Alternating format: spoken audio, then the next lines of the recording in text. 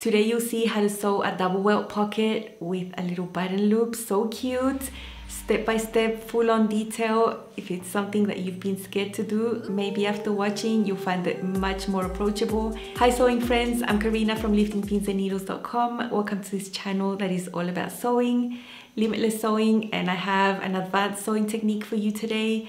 Now I know every time I upload a video of a sewing technique, initially the views are so low, and I know it. I predict it every single time I do a video like this and put it up online, make it live. I can see that the views are very low, and even YouTube tells me your regular viewers are not choosing to watch this video, and I know it's the case, but it doesn't stop me from uploading these types of videos because I know that for the people that are actually searching to sew this technique, when they're ready, it will be very helpful. It's very detailed and you will be able to sew this. If you look at techniques like this and you practice them on scraps, there will be a point where you won't be scared of doing them.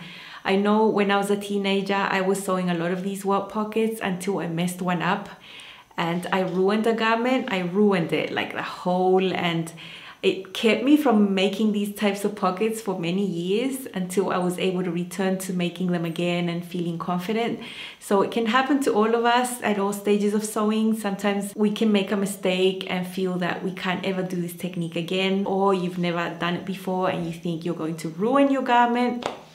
Look, at the end of the day, if we ruin a piece of clothing, it's only fabric, you know. It's not like the fabric has feelings, you know, nothing like that. We can always practice on scraps until we feel ready to cut into our fabric. And I really want to provide resources like this on the channel that are also advanced. I have things that are very approachable for beginners, but I want to have content here for all levels of sewing, and this is one of them. I'm showing you how to do a double welt pocket with a button loop. You might find these on the back of trouser patterns. You'll see a lot of this in men's formal type pants. They will always have this. And this is a pair of trousers I've made that I will have a separate video about very soon. So you will see them. What I'm showing you now is only the welt pocket technique. I don't want to include this in the video about the trousers because then the video is going to end up being like an hour long, and I've had complaints about my videos being too long sometimes.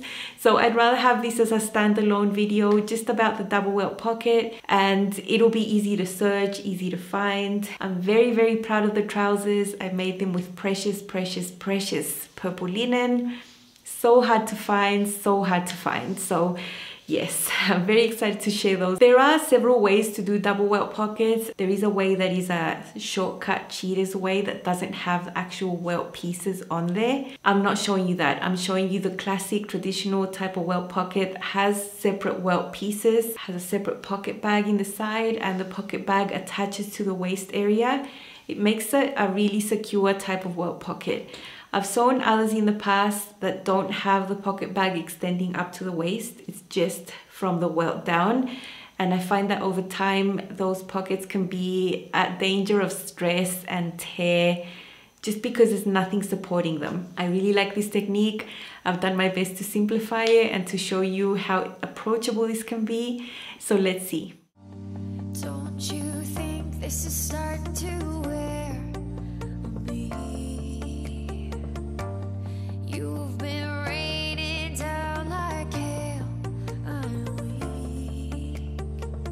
These long pieces are the back pockets, and I've got them in a cotton linen blend. It's very light, it's very nice. And then these are the pocket facings for the back. They both need to be right sides up, and on the side you'll find little notches. I transferred them over to the right side so I could see them, and then I made my marks on the right side here so I can match them up right there. So you have those marks there and there so you can align them properly. This facing needs to be fixed onto the pocket bag. On these raw edges, we need to zigzag them on. And now I've practiced on scraps to get my zigzag the way I want it to be. I want it to be a wide zigzag and pretty close together. This is 5.0 and I want them close together, and I've got 1.5 on my settings. I'm happy that this is not going to fray and it's going to fix this on.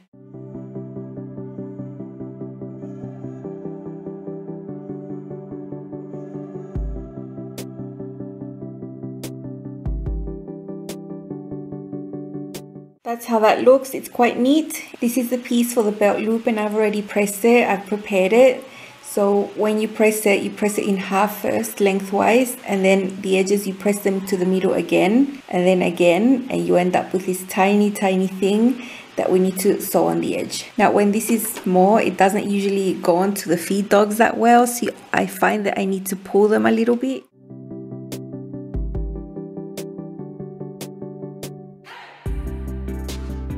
It's very small, and now we just need to cut this in half. Now we need to give it some shape. Where the stitching is on the edge, that needs to be in the center, and you need to meet these edges right there and do a bit of hand basting to hold that in place on both. Okay, I've done some tiny basting stitches to hold that in place. I've done it with purple, so those are ready. I'll put them aside. Another thing I did already was press my welt pieces in half lengthwise. These are 4 identical pieces. They're all interfaced and they're all pressed and ready to go. We need to choose 2 of these pieces. It doesn't matter which one. I'm going to fold this in half, put a little pin there to mark the center of both of these. Now we need to have these welt pieces in this way with the folded edges up and the raw edges down. I have that pin poking out right in the center of the welt piece, and I'm going to poke that pin through the center here, making sure the raw edges align here on the bottom like that. And I'm going to put a pin here to hold that in place, and I'll do the same with this one. So the loop is meant to be right in the center there of these welt pieces. And now we need to sew that. I'm actually going to sew this a little bit smaller than 1/4 inch so that it's within the seam allowance. Fiddly sewing. Little tiny sewing. We have 2 welt pieces with a loop already sewn onto there. Now we need to take our pocket bags again. You'll notice that at the top they have a curved edge and a notch mark in the center. This goes up at the waist and then it goes straight down. On this edge is that you need to sew these welt pieces that don't have the button loops. So you take one and align it right there, raw edges all matching. I've got that pinned there. I'm actually going to base them on with a tiny less seam allowance than 1/4 inch because I don't want my basting stitches to be seen later, and I don't want to be pulling on that area to remove them. I would rather just leave them be hidden in there. I'll do it with purple thread as well.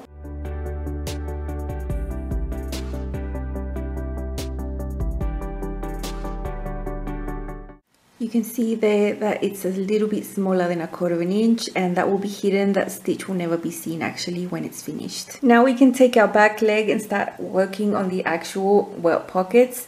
I have done my marks with a friction pen in blue. There is the dart going there, and then from about the bottom third of the dart you have a slanted welt pocket marking there. I don't want to get rid of my marks, so I won't be pressing my dart. I don't really think you need to be pressing linen. You can just finger press it, like it won't make a difference, so I'm not going to do that. I'll take my back dart and sew it like a regular dart, just being careful to do the correct stitch right on the line so I don't disturb my welt pocket that's going to go through it.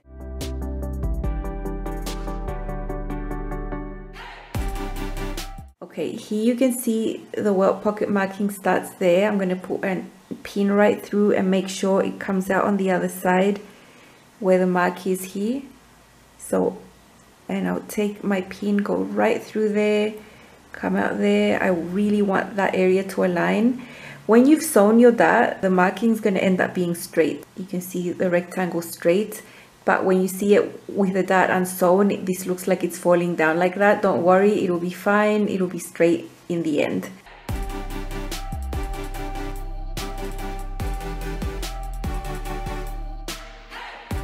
Okay, here we have our back leg. Here we have the crotch curve, and this is the direction where the bulk of the dart needs to be pressed towards the center. So let's just like press it. I'm not going to go to the iron. We will have a pretty good rectangle here for the welt marking. I made sure to match these exactly when I was sewing this. What we need to do now is extend these lines further than the rectangle for about 2 inches or so. Now we need to fuse on interfacing over this area, but I know my marks are going to erase, and I mean everything is going to erase, because even if I try to iron here and not up there, I'm just going to lose all my marks. We had these little pieces of interfacing that are the exact same as the welt pieces without fabric, and this is where this needs to be centered right on top of there. So the idea is that you go to the ironing board and you would still have these marks coming here, coming there afterwards, but I know everything is going to erase. So what I'm going to do with a light colored thread, I'm going to do some basting stitches there on these lines just to mark them so that I know where they are and I don't lose that reference. I'm basically just going to baste my rectangle, and I'll do that basting before I fuse this on. Even if I want to remove that basting, it'll still come off from underneath. Even if this is fused, I'm not worried about that. So that's how I'm going to get around this. I've just used regular thread, but a light color that I can see, and you can see my rectangle and how it extends on these sides and here as well. And this brings me back to my early days of sewing where I did not have friction pens. So now I'll go ahead to the ironing board and center this right on top. So the same amount of interfacing protrudes from these lines here. And I'll have a look that they're pretty even right there.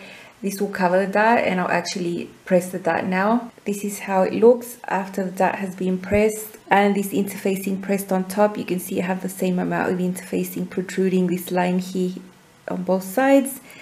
What I've done here is mark the line that goes between them. If you go here and measure the distance of this rectangle, it's 1/2 inch. So the seam allowance to sew these is 1/4 inch, and then there's a line that goes in the center. I hadn't drawn that one, so I went ahead and drew that right there, and I'm going to draw that one right here too. There's my line. You can baste this by machine, baste all the lines, but I've already basted it by hand, and it's achieving the purpose, which is to mark my rectangle. I think these are going to be much easier to remove later than if I went and machine basted. We are going to take this welt piece that has a button loop, and we are going to flip it so that this loop will be sandwiched between the welt piece and the pant, and the middle of this loop has to be right on that dart right there, and the raw edges are lined on that center line that I just drew with chalk. So just align this, and you'll have some excess protruding here on the sides. We sew this at 1/4 inch from the wrong side. You know, I'm not going to trust these pins to hold it in place. I would rather just do a quick hand baste to hold that there. Now that I'm happy that this is secured, that the raw edge is matching the line, the half of that 1/2 inch, 1/4 inch, I can flip it to the wrong side, and I can sew it from the wrong side because this is where I can see my dots on the corners of the rectangle. So I've marked the dots there in yellow. It does need to be sewn from the wrong side because here you can't see, like you can't really see accurately where to start and where to stop. I won't be back tacking on these dots. I will be leaving them and doing it by hand, because when you back tack you might get an extra stitch that you don't want, and these need to be super accurate. So from the edge right there, I'll be sewing at 1/4 inch this way. I've changed to this little presser foot that has exactly 1/4 inch seam allowance. I rarely use this one, but I'll use it this time so I can guide the edge of the presser foot against my line that I drew there. And I'm going to drop my needle right on that dot, exactly right there. And I'm not going to back tack, and I'll sew across.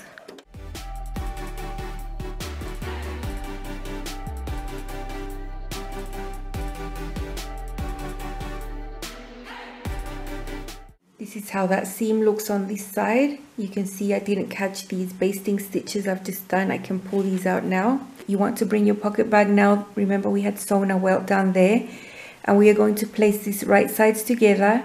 This is the right side of the leg, and we are going to align this raw edge with that raw edge right there, matching them here on the sides and matching them there. So we have those two welt pieces together. It's just that the welt piece is underneath the pocket bag. I will of course be hand basting this down as well. I just find it more accurate and I feel safer. Here I have basted this one on, and I'll flip it to the wrong side, and I'll do the exact same thing, and I'll sew from that dot to that dot, guiding myself on that center line 1/4 inch this way now. In this case, I'll guide the edge of the presser foot on this side on the line there, and I'll be very careful where I drop my needle, because these dots on both of these need to align. You can't have one misaligned like this. Okay, right there, I'm happy, and I'll go ahead and sew.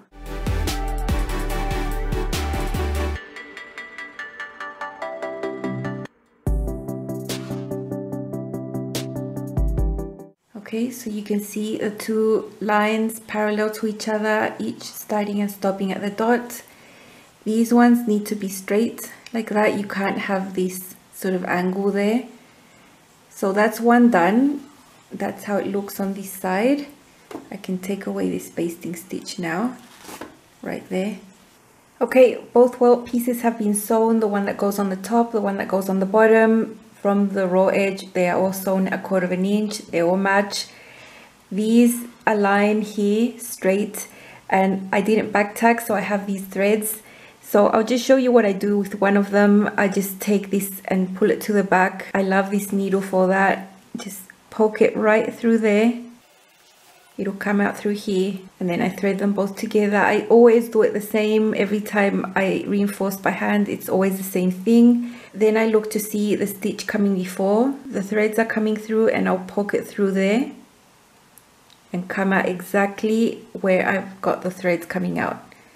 So it's like going back once, and then I'll just catch it there again. And I'm quite happy that this is as secure as back stitching on the machine. Only here I can control the details much better. So I'll go ahead and reinforce all the other corners there. Okay, all the corners are reinforced. Now up to this point, we still haven't snipped into the center or snipped to the corners. So if you feel that there's something that's not right, that's not aligned properly, that the seam allowance here is not straight, that this is not aligned properly straight like that you have one sewn further than the other, check everything, because you can still undo things and try again up to this point. You're still at a stage where you can perfect it if you want to, but I'm quite happy with this. So now what I need to do is just go in here in the middle. I can see my line that I drawn originally, the white line that goes in the center of the rectangle, and I'm going to poke a hole through there. Okay, and then I'm going to cut through the center. Look, I'm cutting right through the middle up to here. You can do this from the wrong side as well. I'm stopping before the end of that corner, and this is where I'm going to cut into there. And then I'll do the same here on this side, up to but not through it, and you have a little triangle here, and the same on this other side. Now I can see there where my dot is going to be here, so I'll stop about 3/8 before that. I can see exactly where my stitch is right there, and I'll clip through there, right there. And why am I doing it from the right side of the fabric? Because I can see my stitch, like I can see the thread there. On the other side, I have these large dots and it's black and I can't really see it that well, so I'd rather cut it from the right side. But here you can see how this little triangle came to be and this little triangle came to be there. Now if you thought that these basting stitches that I did initially here are not going to come out because I fused interfacing, you are going to see how easily they slide out. Look, they just come right off. So I would rather just baste these rectangles with my hands because it's so much easier to remove. Now we just need to flip this pocket bag to the inside like this, and because the welt was sandwiched between the bag and the pant, you're going to have the bottom welt pocket protrude like this, and then this top one, it just needs to be flipped, and then these you need to pull them to the back. So both welt pieces are towards the back. On the front we still have a hot mess because we need to press everything, but you can see that the top welt piece has the loop in between. There is the bottom welt and it's looking so pretty. I'm gonna go to the ironing board and press this well. I'll try my hardest to not burn myself, but here I have a pant leg wrong sides up. The welt pieces have been flipped to the inside, and now I just want to press them. I'm going to do this carefully, starting with the top welt piece. You can see the loop coming from there. I'm going to take this pocket bag and flip it up like this so I can see my seam and press it down. Now take this, I'm going to press this one down. See how both of these welt pieces are together right there? From one edge to the other edge, so pretty. I'm back at the sewing table. You can see the corners where I snipped are very neat. And now I'm just aligning these folded edges together and just doing a quick hand base to keep that in place without moving or shifting. I'll actually keep these together until I'm finished with the pants, after I've done the hem, everything. In some shops, you find that the pockets stay closed the whole time, like you buy them and you have some type of closure system that you have to unpick after you've purchased your garment, and it's just to help them conserve their shape and not deform. Look, there you can see the belt loop coming from within, and the middle of the belt loop matches the dart. Okay, so that's looking nice and neat. Now we'll flip it to the wrong side and deal with this pocket bag. What we need to do now is bring this pocket bag up to the top, and you'll see that there's a notch there that should match the dart. There is the dart, there is the notch, and we can pin it up on the top of the waist and baste it. When we baste this on the top, we don't want to baste the whole thing from the edge. We need to leave 2 inches not sewn. So I'll make a mark here and I'll make a mark there.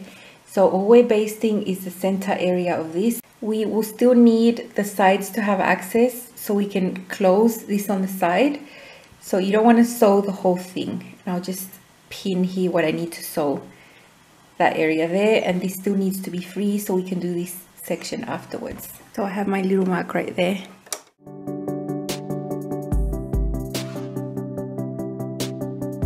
You should head to the iron to press this fold down, but I'm not going to do that. I'm just going to smooth it with my hand, and I'm going to put a pin here where the fold naturally is going to happen. Right there, I'm quite happy to do that. And now we do the little triangle that's underneath. I'm going to take this and flip it like this so that I have the right side up, and now I'm going to fold this edge of the pant this way so that I can expose all these layers that I need to sew. So I'm basically going to sew from the bottom here of the pocket where the fold is. I'm going to start there, go up, up, up, up, catch that triangle in one go and finish up here on the top. This fabric is so easy to handle, you don't really need to pin it much. Maybe I'll put a pin right there. And this is using the same 1/2 inch seam allowance straight stitch.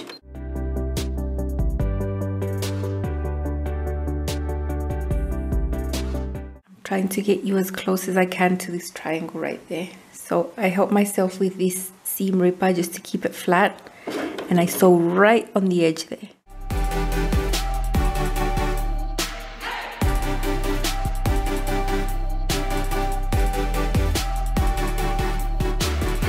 Once I'm past that triangle, I just keep. When you sew that triangle, you actually end up closing this up, so it's nice and closed. This one hasn't been done yet. You could poke something through there, it's still open. Okay, so this side has been closed. We've caught these pocket pieces together to close the bag, and we've caught this one, and now we have to do this other side here. So let's flip our pant again to the right side. Take the edge and fold it onto itself. You need to expose the little triangle here so you can really see it right there. It's black, so I think it's helpful that it's interfaced so that you can see it right there. And on this one, I'm going to start sewing from here and go down to the bottom here of the pocket bag.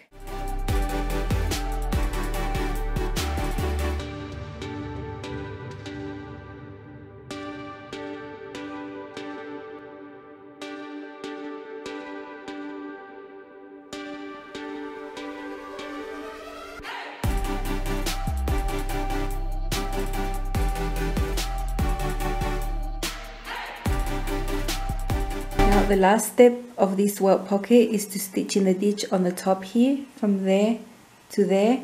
I won't be using my stitch in the ditch foot for that. I'm just going to use my regular presser foot and just be careful to sew in the ditch. So this is going to close the pocket to this area here. I'll be really careful to drop my needle right there where that seam is. I won't back tuck, and I'll secure it on the back, and I'll just sew slowly.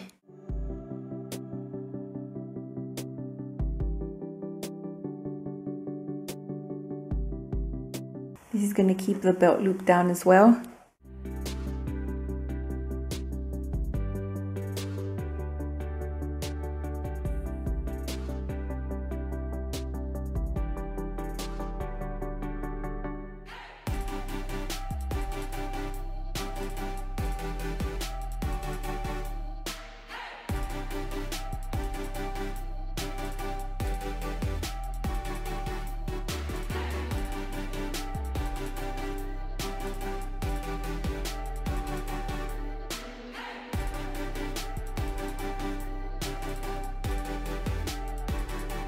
So what I've done there is invisible. You can't see it because I was being careful to stitch right in there. And it's so pretty. Look at this. So pretty. Now these edges here that are raw on both sides just need to be serged. And that's the end of the welt pocket. You know, in my lifestyle, when I wear pants, I usually wear tops that will cover where these welt pockets are. So it is not a detail that in my daily life will be actually seen a lot, but it's still so satisfying to sew. So happy when I finished and I look at the results and it's just so pretty.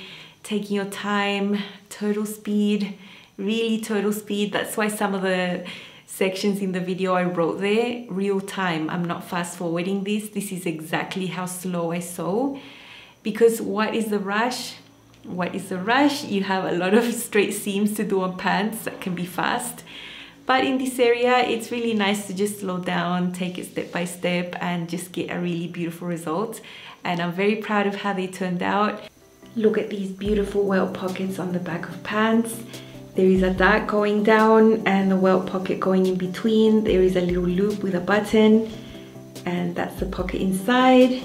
So pretty. This is how it looks inside. The pocket bag is attached up to the waist, which makes the pocket very secure. The pocket bag doesn't have a seam on the bottom. It's a fold, which creates less bulk at the bottom. And that zigzag that you see going across is the facing of the pocket bag that has the main fabric as the linen. That means that when the pocket is open, it will show the main fabric and not the pocket bag.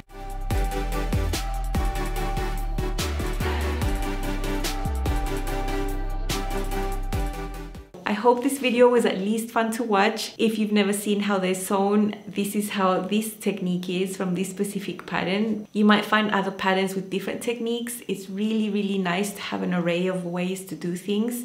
Over time, when you start trying these things, you can choose what way you like best. And I really like this technique, so I wanted to share. Keep your eyes open for when I upload the video about the trousers. I'm very excited to share, so I'd love it if you subscribe to the channel, turn on all your notifications so you never miss out when I upload videos, that way you can see them first. Thank you so much for watching and I'll see you again very soon. Bye!